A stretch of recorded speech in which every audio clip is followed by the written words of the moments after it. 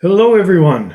Welcome back to another gameplay session of Gloomhaven enhanced with Lego bricks. Today we are doing Necromancer's Sanctum.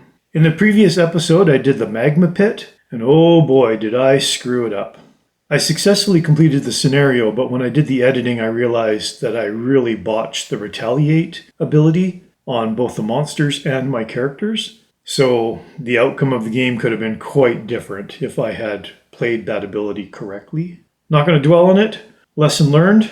I'll remember it for this game if it comes up. My two characters, the Brute and the Spellweaver, are currently in Gloomhaven at the moment. They're both level 4. Before I do my town activities, I'm going to quickly go over my starting deck and my equipment for both characters. At the end of the last episode, I was contemplating making some changes to my deck, but upon reviewing this scenario, I think my current deck will work just fine, so I didn't make any changes. So for the Brute, my deck consists of Trample, Eye for an Eye, Grab and Go, Hook and Chain, Juggernaut, Leaping Cleave, Unstoppable Charge, Spare Dagger, Provoking Roar, and Warding Strength. And the Brute's equipment: Iron Helmet, Minor Healing Potion, Second Skin, Boots of Striding, Mountain Hammer, and Minor Stamina Potion. For the Spellweaver, the deck is Fire Orbs, Flame Strike, Flashing Burst, Frost Armor, Forked Beam, Mana Bolt, Reviving Ether, and Ride the Wind. And the equipment: Iron Helmet, Minor Healing Potion, Piercing Bow, Cloak of Invisibility, Minor Stamina Potion, and Boots of Striding. First thing I want to do in the town is make another donation to the Sanctuary of the Great Oak. I am one donation away from opening envelope B, and I really want to see what's in there. Plus the blessed cards are always good in this scenario. So both of my characters are going to make a donation. The donation is 10 gold. So for the Brute, I go from 93 down to 83. For the Spellweaver, I'm going from 77 to 67. So that gives me 2 blessed cards that I can put into each of my characters' decks. So I've now donated 11 times to the Sanctuary of the Great Oak. After 10 times, I can open envelope B. Here it is, envelope B. So, spoiler alert, if you're playing Gloomhaven and you're playing in campaign mode and you don't want to know what's in envelope B, then skip ahead. I'll put a time code stamp in the video to let you know where to skip ahead to so you don't see what's going on. For everybody else, let's find out what's in envelope B. Interesting. There's a giant sticker in here, and there's a card. Your continued donations have been a true boon to the Sanctuary and to the city as a whole. The caretaker of the Sanctuary of the Great Oak stands before you, clearly in awe of your generous contributions. This will surely have a noticeable impact on the city, but rest assured, we could always use additional aid. Gain 1 prosperity. And it says, take the sticker found in this envelope and place it on the lower left corner of the campaign board. Continue to track, there's a spelling error here. Continue to track your donations to the Sanctuary, checking a box for every 10 gold. Each time a symbol box is checked, gain an additional prosperity. Okay, not quite as exciting as I was hoping. So it's just a way to get more prosperity in the town. And the higher the prosperity of the town, the more equipment items are available to purchase. I'm going to mark another prosperity for the town. Currently I'm at prosperity 2, halfway to prosperity 3. I'll put the sticker on the board at the end of my gameplay session, when I have the world map out anyway. Before I forget to do it, I'm going to draw my battle goals for this scenario. For the Brute, I can pick between Opener and Neutralizer. Both give 1 check mark. I'm going to go for Opener. For the Spellweaver, we have Streamliner or Fast Healer. Oh, both of these I think seem impossible. Well, of the 2 unlikely cards, I'm going to go with Streamliner. Last thing to do while I'm in Gloomhaven is to run a city event. I'll draw the next one off the top of the deck. As the daylight fades, you find yourselves wandering through a half-crowded market street, browsing wares. Hey, over here! You turn in the direction of the voice to see a filthy vermling gesturing from a dark alley. Yeah, you grim-looking chaps. I have something you might be interested in. The vermling holds out a piece of metal covered in sludge. Found this in the sewer. Writing on it I don't understand, but I know it's valuable. You can have it for 10 gold. Option A. Pay for the thing? You never know. Option B. Refuse to pay. Never trust a vermling. Well, I've already spent 10 gold each. I don't want to spend any more, so I'm going to pick option B. You laugh and gesture the vermling away. You can recognize a low-life swindler when you see one. And that piece of garbage was just foul. No effect. And this goes on to the bottom of the deck. Okay, town business is done. Time to make our way to the Necromancer's Sanctum, which is really not that far of a trek. Along the way, I need to run another road event. Again, I'll draw from the top of the deck. This is road card number 20. You are trudging through some foothills when you hear the strangest sound in the distance. It sounds vaguely like wolves howling, but higher pitched, and there is a rhythm and melody to it. You crest a nearby hill and survey the area, spying a pack of vermlings standing in a circle and singing. Singing is the best way you can think to describe it anyway. Occasionally during the song they also clap and dance around. Option A. The song must serve some nefarious purpose. Attack the vermlings. Option B. Move closer and enjoy the music. I think I'll pick option B. Not wanting to disturb the ritual, you inch a little closer, staying out of sight, and then sit and listen. They go through a number of different tunes, and you feel enriched by the experience. Gain 3 experience each. This gets removed from the deck. Alright, 3 experience each, so that means my Spellweaver goes from 204 to 207, and the Brute goes from 206 to 209. That's all done. Time to read the introduction text for Necromancer's Sanctum. The requirements: Merchant flees global. I got that way long ago. Goal: kill Jexera. Introduction. One thing is for certain, you never would have found Jexera's lair without help. Deep in the Dagger Forest, you would have become hopelessly lost hours ago if not for the detailed directions you carry. After various twists and turns, you find yourself staring at an ancient mausoleum. Hidden in the growth of the forest, a massive tree trunk mostly blocks the entryway. This building must have been built ages ago and was long forgotten by time. You squeeze past the trunk into the dark halls of the tomb.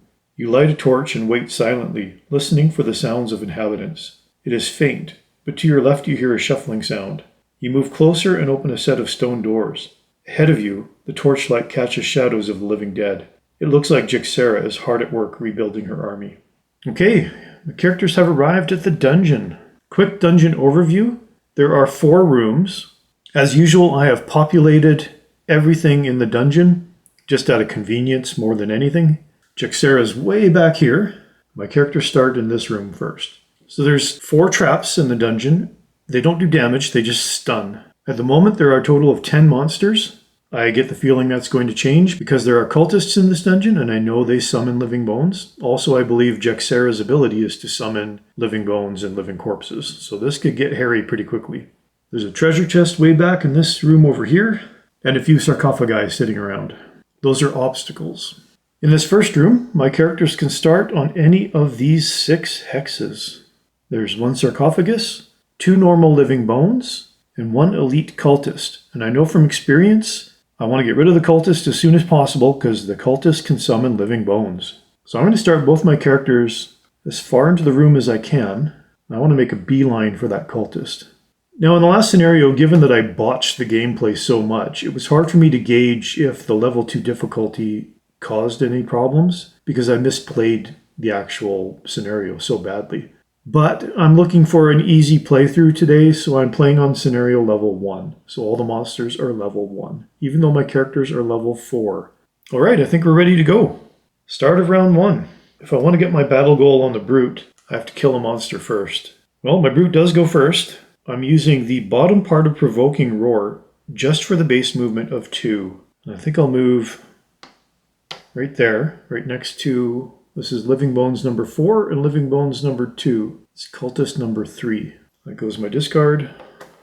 Now I'm going to use the upper part of Unstoppable Charge for an attack of 5. I really want to get my battle goal, and I'll get 1 experience point. So attack of 5, plus 0. Unfortunately it has a shield of 1, so I only hit it for 4, which does not kill it. Oh well, I tried. But I got an experience point, and Living Bones number 4... takes 4 damage. Spellweaver is next. I'm going to use the bottom part of Ride the Wind just for the base movement of 2. And I'm going to move 1, 2 to there. Now the upper part of Forked Beam, attack of 2, range of 3, target 2. I think I'll target Living Bones number 2 first. I'm going to get 1 experience point for this. Plus 0. So with the shield of 1, I only hit it for 1. These guys are tougher than I remember. Now for Living Bones number 4. Plus 0 again. Hit it for 2, minus 1 for the shield. Hit it for 1. It only had 1 health left, so that will kill Living Bones number 4. So the Spellweaver got the first kill, which means The Brute does not get his battle goal.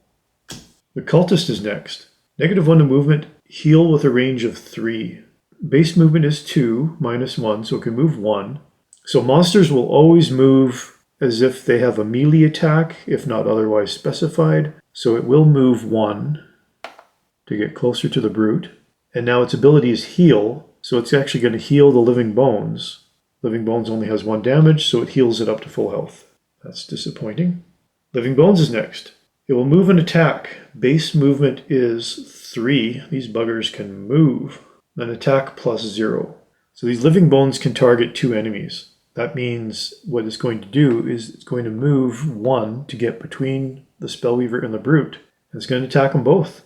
Luckily, its base attack is only 1. So let's attack the Brute first because it went first in the round. -1. Okay, so no damage on the Brute. Now attacking the Spellweaver, plus 0. So hits the Spellweaver for 1 damage. Spellweaver's down to 8 health. And that is the end of round 1. No elements, no conditions. That's inactive. Start of round 2. My Brute goes first. I'm going to use the bottom of Hook and Chain to move 4, but actually just move 3. Go 1, 2, 3 to there. Now that movement was in a straight line, so I can perform the second part of this card, which is attack. X, where X is the number of hexes you moved. I moved 3 hexes, so an attack of 3 on the Cultist. Plus 0. I hit the Cultist for 3. The Cultist is down to 6 health. Now I'm going to use the upper part of Eye for an Eye for a retaliate of 2. That's persistent just for this round. Living Bones is next. -2 to movement. Attack and then heal. Well, it doesn't need to move because it's right next to the Spellweaver, and it will attack the Spellweaver with an attack of 1, plus 1. So the Spellweaver will get hit for 2. Spellweaver is down to 6 health. Then last ability is a heal, but it doesn't have any damage. Cultist is next. It can move and attack, but it doesn't need to move. It's right next to the Brute, so it's just going to attack the Brute with an attack of 2, plus 0. The Brute will get hit for 2, puts the Brute down to 14 health. But my Retaliate does activate, so I retaliate for 2, so the Cultist will get hit for 2. That puts the Cultist up to 5 damage. And I get an experience for the Retaliate. Spellweaver is next. I'm going to use the bottom part of Fire Orbs for a movement of 3. 1, 2, 3. I'll move right to there. Now the upper part of Flame Strike for an attack of 3, range of 2, and I'm going to attack that Cultist 2 times. Bless card. So I hit the Cultist for 6. It only had 4 health left, so that's enough to kill the Cultist. That is good. Those Cultists are nasty. That is the end of round 2. So end of round 2 cleanup, shuffle symbol on the Living Bones. Not a horrible start. So the Cultist is gone, but there's another Cultist in the game, so I'm going to leave the tray there. This Bless card gets removed from my Spellweaver deck. Eye for an Eye is now done. Spellweaver's on a coin, so I get that coin. Start of round 3. I kind of want to ignore that Living Bones. Spellweaver goes first. I'm using the bottom part of Reviving Ether for a move of 4 with a jump. I don't really need the jump. 1, 2, 3, and I'm moving right into that door. So the door's open. That reveals this middle room here. So in this room, there are 2 normal Night Demons and 1 normal Cultist. 2 sarcophagi, and then 2 stun traps, leading to a treasure room. I don't really need to get that treasure, but I kind of want to. We'll see how well this next room goes here. I think I'm also going to use my Boots of Striding on the Spellweaver to get another 2 movement.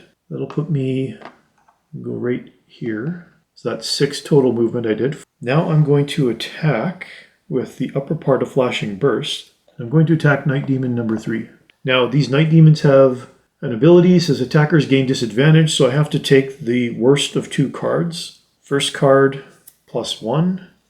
Second card, -1. Boo. Well, -1 is the worst, so I only hit for 2. These guys have a health of 5, that's not too bad. This puts the light element into the element table. Still my turn. I'm going to use my Minor Healing Potion, heal myself for 3. That'll put me back up to full health, which is 9. Brute is next. I'm using the bottom part of Grab and Go for a move of 4. And the upper part of Juggernaut for another move of 2. and an attack of 2. I'm going to attack Night Demon number 3. Again, disadvantage. First card is +0. Second card is +1. So I have to take the +0. I hit it for 2. It is up to 4 damage. It's still my turn. I'm going to use my Mountain Hammer to summon a Warrior Spirit. As usual, I'm going to use my Zombie Pirate minifigure to represent my Warrior Spirit. And I'm actually going to summon it right here. Actually, maybe I'll go right here. I don't want it to block my movement. Now this guy has a health of 4 and an attack of 3, but it will not act on this turn. The cultist actually goes next. It's a normal cultist, base movement of 2. Ability card says move -1, so it can move 1. So it's just going to move right there. It's a melee attack, nobody within range of attack. Night Demon is next. Doesn't move. -2 to attack. Range of 3, target 3. And if the night element was present, it could muddle, but it's not present. So they will go in order of their standees. Night Demon number 3 will go first. Oh, target 3. At least it's -2 to attack. So their attack's actually only 1. So attack the Spellweaver first. -1. So no damage to the Spellweaver. Now the Brute is within melee range of Night Demon number 3. This guy here. So that means the Night Demon's going to have disadvantage on its attack, because he's got a ranged attack. So, first card, +0. Second card, +0. Well, the worst is +0. The Brute will get hit for 1. Now I guess it's actually going to attack the Warrior Spirit. No disadvantage because it's 2 hexes away. Attack of 1. Oof, +2. Warrior Spirit will get hit for 3. That's unfortunate. Warrior Spirit is now down to 1 health already. Night Demon number 5 now. Well, again, I'll go in order. Attack the Spellweaver first. +1. Spellweaver will get hit for 2. Now the Brute, null card. So that attack is nullified, no damage to the Brute. Now to attack the Warrior Spirit. Now it gets disadvantage because the Warrior Spirit is in melee range. First card, -1.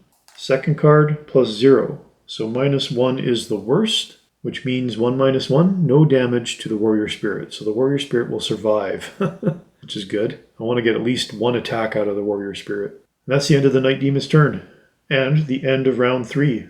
Oh no, sorry, I forgot about this poor little Living Bones over here. So Living Bones is next. Move and attack. Well, its base movement is 3, +0 to movement, so it'll just move 3. That is the end of round number 3. Light goes to waning. I have to shuffle the monster deck because I drew the null card. I wish my character's abilities had stronger attacks. Like the highest attack I have on any ability card is an attack of 5, and I only get to use it once or maybe twice, which is really challenging. I might have to just try earning gold and enhance my ability cards to get extra attack. My Spellweaver only has 2 cards left, so I should do a short rest on the Spellweaver. 6 cards in the discard. I'll roll a 6-sided die. I'm losing Forked Beam. Start around 4. My Spellweaver goes first. I'm using the upper part of Fire Orbs. And I'm going to target the 2 Night Demons. So I'm going to attack Night Demon number 3 first. Attack 3, +1. Well, I hit it for 4. It only had 1 health left. So it has 8 damage, health of 5. So that Night Demon is gone. Now, attacking Night Demon number 5. Oh, but they have... Okay, attackers gain disadvantage, so I got to draw the second card. They were both +1. One was +1 with the wound effect. So, okay, that didn't affect anything with that first Night Demon. Still would have been hit for 4. Second Night Demon, I've got to remember disadvantage. So first card, +0. Second card, 2 times. Oh, it's too bad. Another Bless card. But the worst card is +0, so I just have to take out that 2 times card. But I still hit it for 3. It only has 2 health left. And this puts the fire element into the element table. And I lose this card. Now I'm going to use the bottom part of Mana Bolt to move 2, actually. Move to there. Living Bones is next. +1 to movement, so it can move 4. Technically, this hex gets it closer to 2 enemies, so I'm going to say it goes here. 1, 2, 3, 4. But it has a melee attack, and it's not within range to attack anybody. Now my Brute and the Cultist are tied for initiative. That means my Brute gets to go first. I'm using the bottom of Leaping Cleave for a move of 3 with a jump. I'm going to go 1, 2, 3. This puts the air element into the element table. Now the upper part of Spare Dagger, attack of 3, range of 3, and I'm going for the Cultist. +1, I hit the Cultist for 4. Still my turn. I'm going to use my minor stamina potion to recover 2 of my discarded cards. And I want Unstoppable Charge back and Provoking Roar. That is now consumed. As usual, I forgot. My Warrior Spirit should act before my Brute. I already took the Brute's turn, but the Warrior Spirit can go now. Well, the Warrior Spirit is just going to attack the Night Demon with an attack of 3. Again, disadvantage. First card, rolling modifier Muddle. Haha, bless. Okay, well, it's either bless 2 times or +0. Well, +0 is the worst. Too bad. The Muddle card, ineffective. Bless card, ineffective. But +0 still does 3 damage to that Night Demon. That puts it up to 6 damage. It has a health of 5. That's enough to kill the Night Demon. Cultist is next. It will move and attack. Base movement of 2. It'll move toward the Brute. Now in this case, there are 2 equal hexes you can get into. This one or this one. I'm going to roll a 4-sided die. 1 to 2 here. 3 to 4 there. 4. And attack the Brute with an attack of 1. +0. Brute will get hit for 1. The Brute has 12 health. Spellweaver has at 7 health. And that is the end of round 4. Inactive. Light goes to inert. Fire and air go to waning. Now I think there are no more Night Demons, so I can take the Night Demon tray out of here. Start around 5. Well, my Brute goes first. I'm using the upper part of Warding Strength. Attack of 3 with a push. And I'm going to attack the Cultist. +1. Well, I hit the Cultist for 4. It only had a health of 1, so 8 damage, health of 5 total. That kills the Cultist. Which unfortunately means, I think, because the Cultist was killed by the attack, my plan was to push it into the stun trap, but it's gone, so I can't do that. Now the bottom part of Provoking Roar, I really want that treasure, so you know what? I'm going to use it for the base movement of 2, and I'm actually going to move into that stun trap. So for my next turn, I'm stunned. I can do nothing but rest. Again, I forgot the Warrior Spirit should have gone first. It can move 1. It's just going to move toward the Living Bones. Spellweaver is next. I'm being really daring here. I'm using the bottom part of Ride the Wind to move 8 with a jump. Don't really need the jump. I was going to jump over the stun trap, but I'm just going to move 8.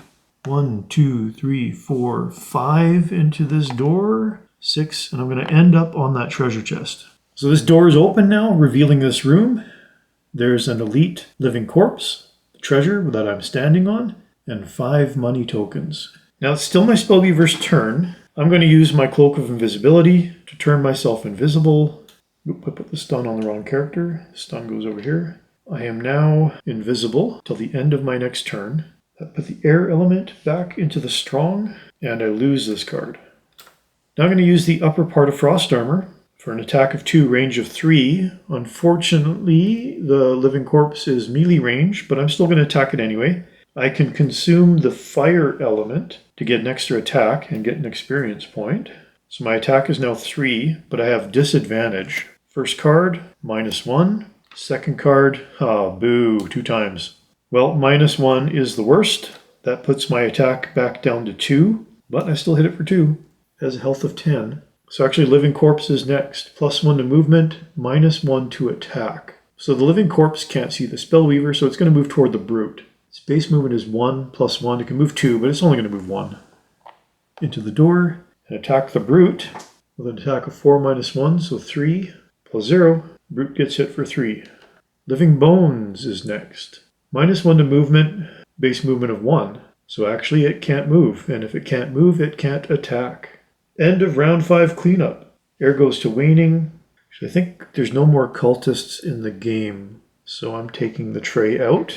I have to shuffle my Spellweaver deck because I draw the 2 times card, which is not a blessed card, it's just normal 2 times. Spellweaver is sitting on the treasure, so I get this treasure. What is this treasure? Gains Skullbane Axe.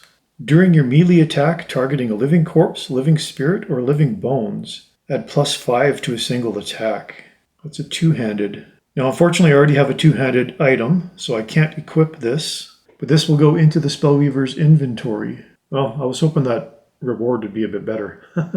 Oh well, I satisfied my need to see what that was. Start around 6. So my brute is stunned, so I can't do anything but rest. So I'm obviously declaring a long rest on the brute.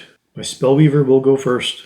I'm using the bottom of Flame Strike. Attack 2, range 2, and attacking that living corpse. +1. So I hit him for 3, puts him up to 5 damage. Now the upper part of Flashing Burst for attack of 3, -1. I hit him for another 2, and that puts the light element into the element table. Now the invisibility comes off of me. Living corpse is next. +0 to movement, +1 to attack. Yuck. And poison, target all adjacent enemies. Well, it's going to attack the brute for an attack of 5, -1.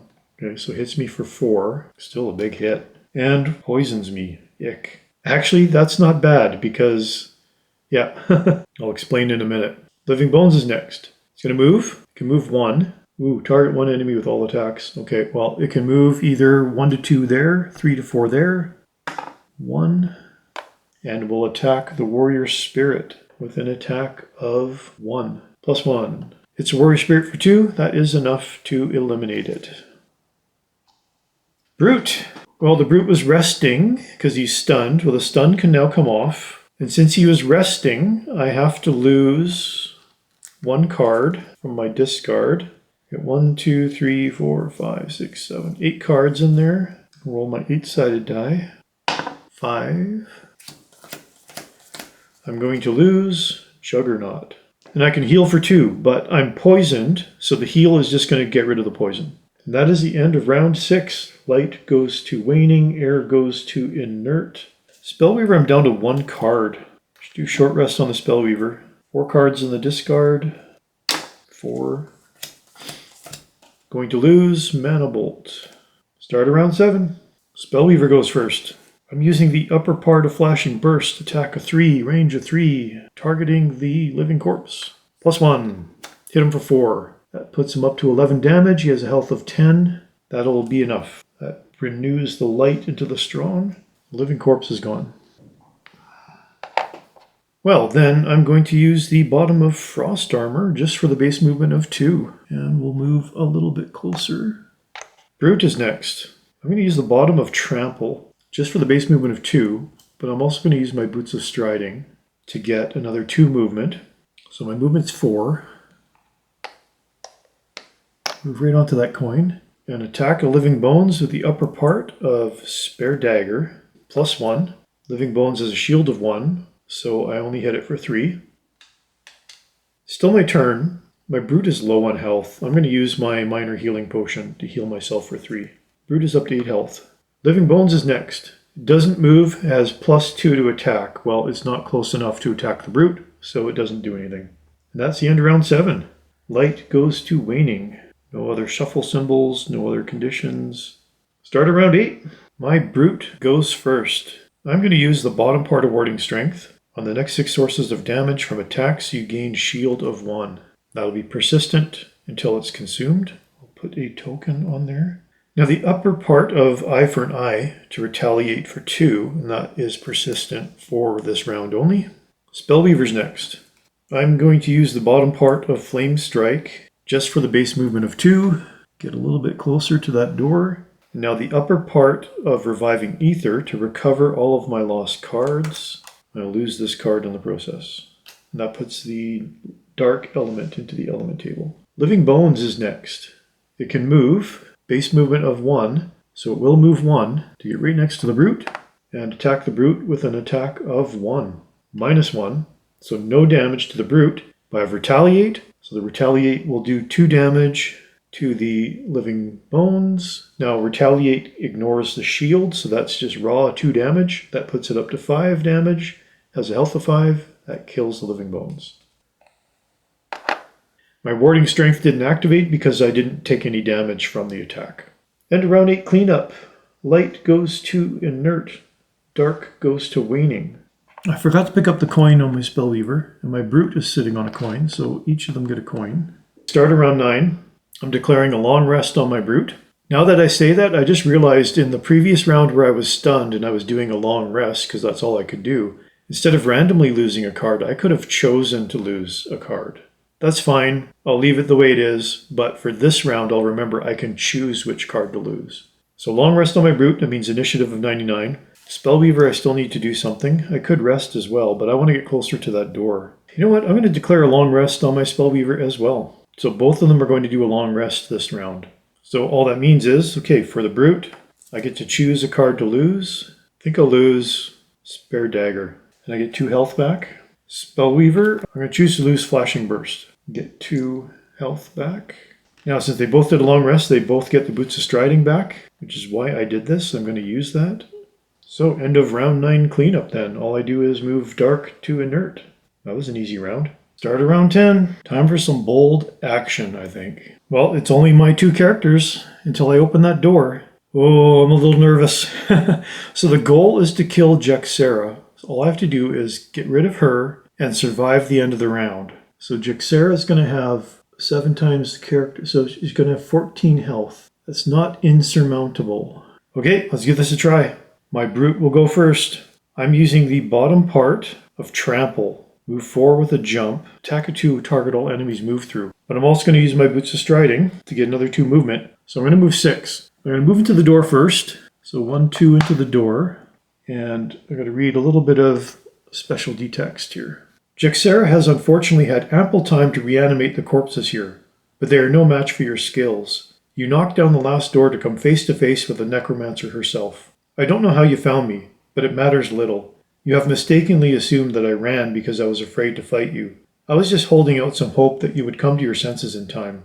It is a pity that your minds cannot think beyond what is at the end of your blades. What corpses you have destroyed so far will now be replaced with your own.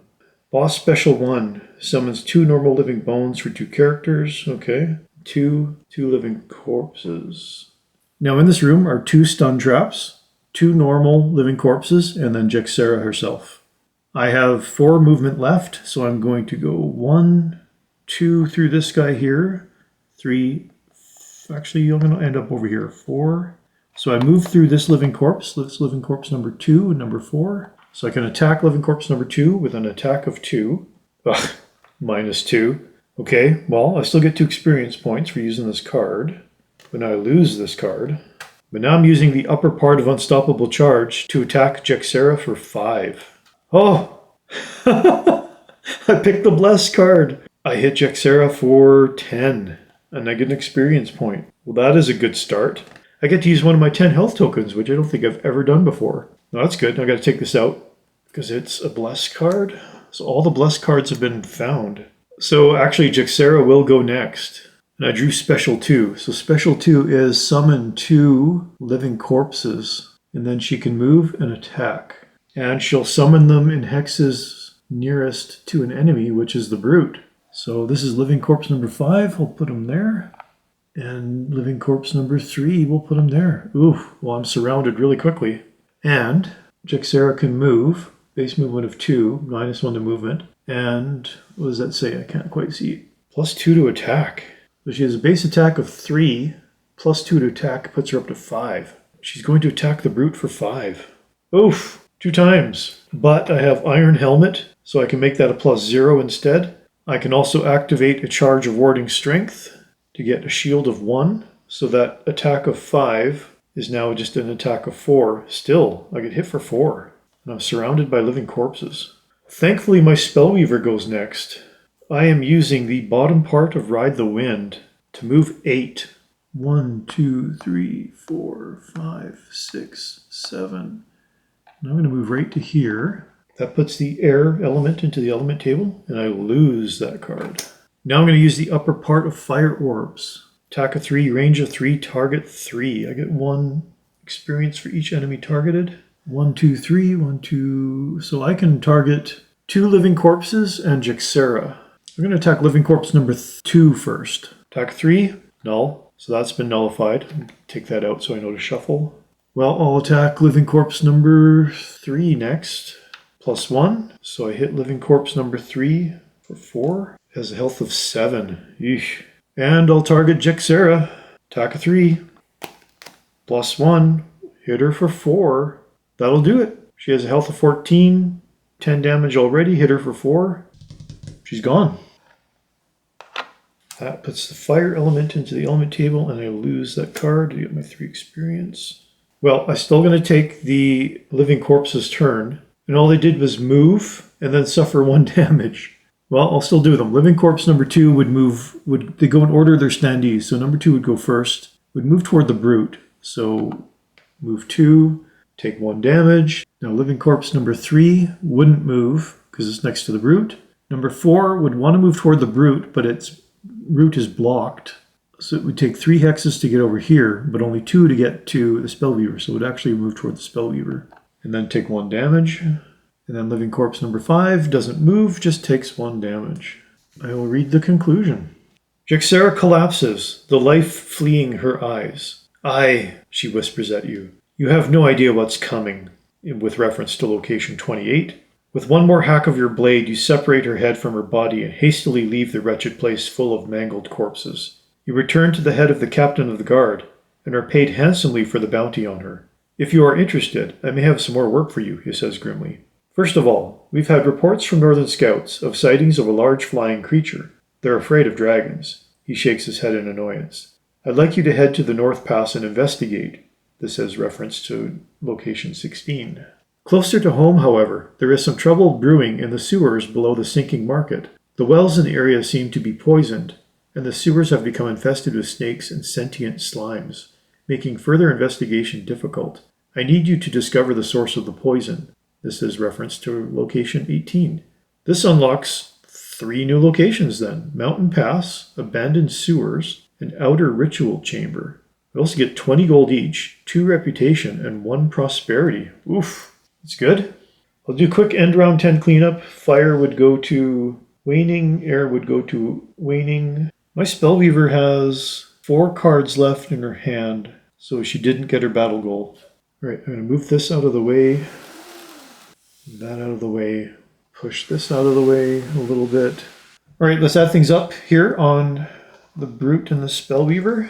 First on the party sheet, actually, I'm going to mark Necromancer Sanctum's done. Character's going to go back to Gloomhaven. So I get 2 reputation. That puts me up to 9. For the Brute, I have 1 money token times a multiplier of 2. So it's 2 gold plus the 20 from the scenario. So 22. That puts me up to 105 gold. For experience, 8 experience plus a bonus of 6 for completing the scenario. It's 14. It's 223. That is enough to level. I did not get my battle goal, so no check mark for that. So I can level to level 5. I will do that in a minute here. Spellweaver, 2 tokens times 2, that's 4 plus the 20, so 24 gold. Puts her up to 91. Experience, 7 earned plus 6 bonus, 13. It's up to 220. And she also has enough to level. And she also did not get her battle goal. All right, let's get this out of the way.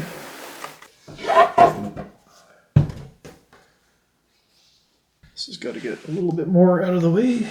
I'm going to move this right off the table because it's just taking up too much room.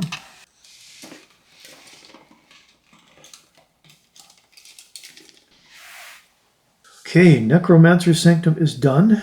We unlock Mountain Pass, Abandoned Sewers, and Outer Ritual Chamber. I also get 1 prosperity, so my prosperity is now a little bit closer to 3. Sticker time! Put the location stickers on first. Mountain Pass. Abandoned Sewers. This one's right in the town of Gloomhaven. Outer Ritual Chamber. It's way over here.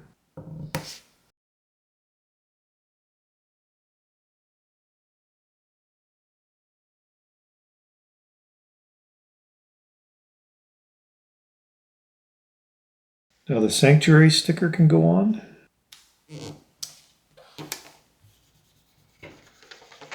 All right, well, before I pick the location of where we're going to go next, I'm going to level up both of my characters. So I can level up to level 5. What that does is I get a perk on each character, and I can choose to add a card to the card pool. I'll do the Spellweaver first. I think I'll add 1+1 curse card.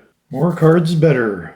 Now I also need to pick another card to put to my card pool. I can choose anything from level 5 or below. So I can choose between Elemental Aid, Cold Fire, Spirit of Doom, Chromatic Explosion, and Engulfed in Flames. I like Engulfed in Flames. Attack of 4. I'm going to pick Engulfed in Flames. So this is now in my card pool. I can choose to add it to my deck for the next scenario, which I might do. It's a really good card. It also gives me an extra point of health. So on my Spellweaver's tray, I can move this over. Spellweaver is now up to 10 health. For the Brute, since I've got the tray here, the Brute levels up to level 5. The Brute health goes up to 18. Full row on my tray. So for the Brute then, what perk do I want? I think I'm going to add 2+1 cards. More positive cards, the better. All right, those are added to my deck. Now, I get to pick another card to my card pool. I can pick between Fatal Advance, Brute Force, Devastating Hack, Skirmishing Maneuver, and Whirlwind. Tough choice. I think I'm going to pick Skirmishing Maneuver. I like the attack on the top and the bottom, and the mobility option as well. Leveling up is done. The only thing left to do is to pick the next location to go to.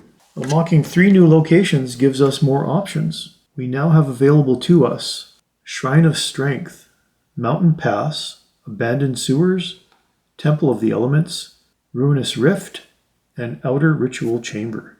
So that's 6 locations. I'll roll a 6-sided die. Just count down in order. 6. Outer Ritual Chamber. And we'll mark that on my party sheet. Well, okay. We're done. So successful completion of the Necromancer Sanctum. It was getting really dodgy toward the end there. I'm not sure if I was doing the boss's ability correctly, because depending on the card draws, if she summoned 2 monsters every turn, that would be almost impossible. So I think the strategy there was just like focus on the boss and just burn the boss down.